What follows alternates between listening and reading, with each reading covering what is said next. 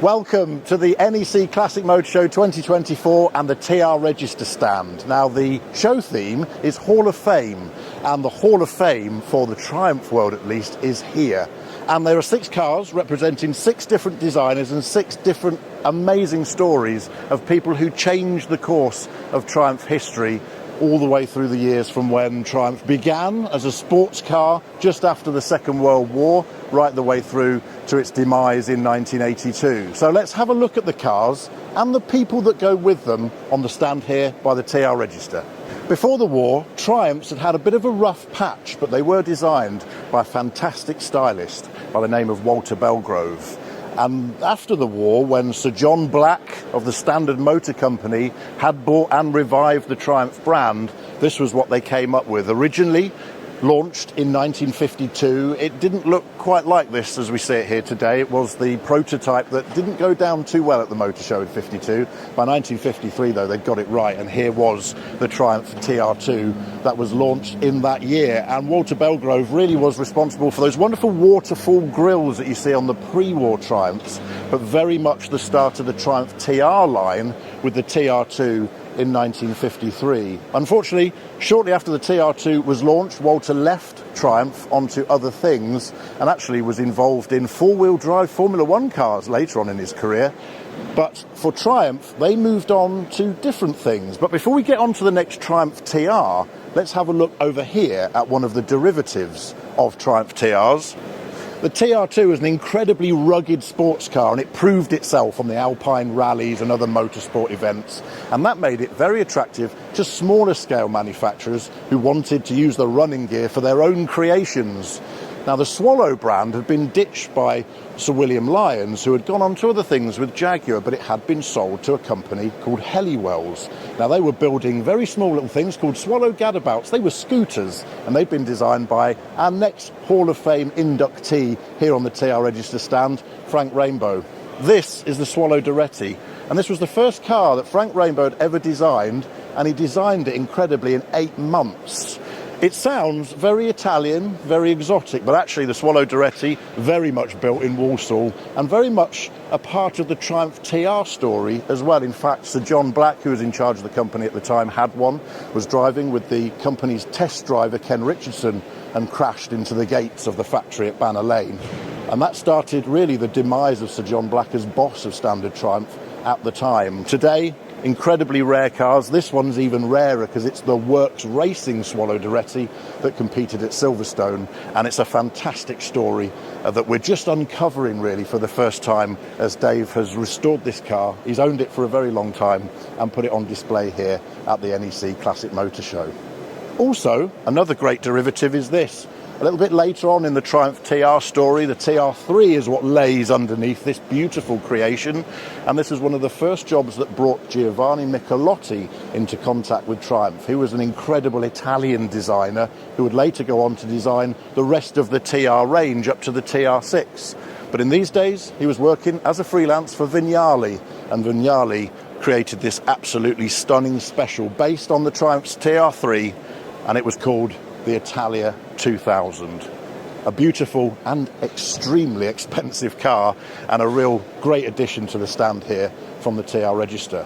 Michelotti, though, continued, and he continued with the TR range, and here we are in the 60s now with the TR4 that Michelotti designed, but also we're celebrating in the Hall of Fame someone else at this point, Harry Webster, who was a hero at Triumph during this time.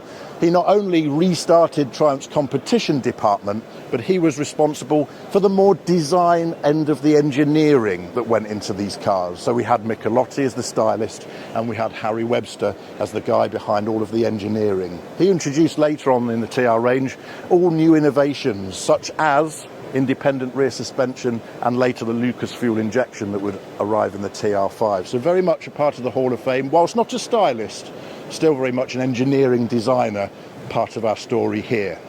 And we move further on the Triumph TR story at this point because we leave the 60s and head into the 1970s. This was launched on the 10th of January 1969, the Triumph TR6.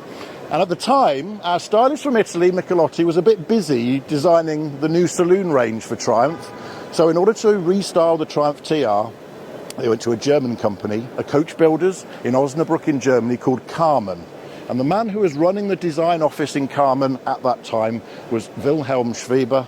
Unfortunately passed away very recently, but he was the driving force behind the team at Mann who designed Triumph's TR6. It's a really innovative design actually, because for all intents and purposes it's exactly the same as the TR5 that came before, but it looks totally different. The front end treatment, the rear end treatment retained as many components as they can to make it very cost efficient for Triumph at the time, who, let's face it, was short of money, but still managed to bring a car to market that looked all new and very exciting for the people of 1969. This is an American spec model, so a little bit later on in the TR6's story, and very much enjoyed by its owner Dave Burgess, who's also the chairman of the TR Register Car Club as well. And that takes us on to the next bit of the Triumph TR story, and another stylist, another designer, a man who amongst British Leyland and BMC fans is a legend, Harris Mann, of course. And this was his creation and his part of the Triumph TR story, the TR7, launched to the UK market at least in 1975. It was a radical new design, a departure from the TRs of old because it was monocoque, didn't have a separate chassis, and also had this very futuristic wedge styling to it as well. And we very much celebrate all of the TRs here on the stand, and Harris Mann very much a part of that story. And that concludes really the 6 stylists, engineers and designers that were part of the Hall of Fame theme here with the TR Register for the NEC Classic Motor Show 2024. If you want to find out more about the TR Register, you can go online to tr-register.co.uk. Well, having looked through the Hall of Fame and the 6 different people in history that created the Triumph story, and of course the cars here that represent them, I thought we'd grab the chairman of the TR Register Car Club to talk about his TR6, which is here on the stand, and also about the club itself. And firstly, Dave, this is looking rather nice here in the lights. We were talking about the colour. What colour is it and where does it come from? It's a Ferrari Dino blue colour. Wow, okay. Picked at random. Literally just random. Just random. You threw charts on the floor.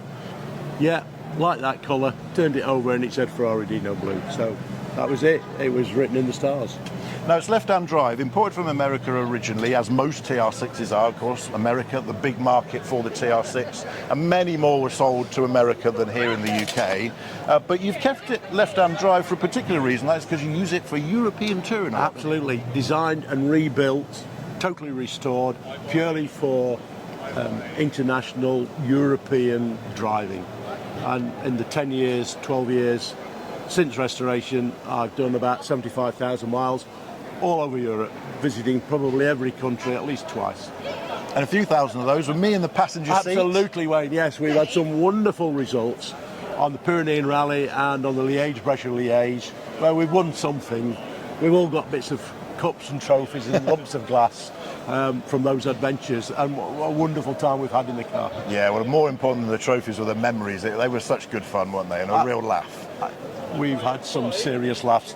I can't think of any that I can probably repeat on camera, but trying to pronounce some of the words of the foreign towns that we've been through has created the odd giggle. That's true. Well, that really sums up the TR Register Car Club, doesn't it? Great laughs, great memories, a great community. The TR Register obviously here with such a great showing of cars, but there's a special thing about the people here and the community around the club, isn't there? Absolutely, it's a total lifestyle. People are car mad to start with, but then beyond that, it's a lifestyle, it's a holiday. We meet friends probably once a year. We meet at car events. And it's because of the cars that we meet them and repeat the holidays. It's fantastic. It's a good relation, good thing to do. We're talking about those rallies, but actually it runs through all of the events that the club does, whether it's just going to a show or whether it's the local groups here in the UK. Great sense of camaraderie, isn't there? And especially if you're new to the scene and you're new to the car, to help you keep it on the road and deal with any problems that might arise. Absolutely. I mean, people buy these cars and don't know the first thing about them. They don't know how to change a spark plug.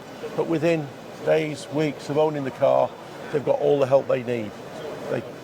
Whether it's just going down to the local pub, meeting a like-minded friend in a similar car, or going off to Europe in doing thousands and thousands of miles, they get all the help they want. They never break down, don't worry.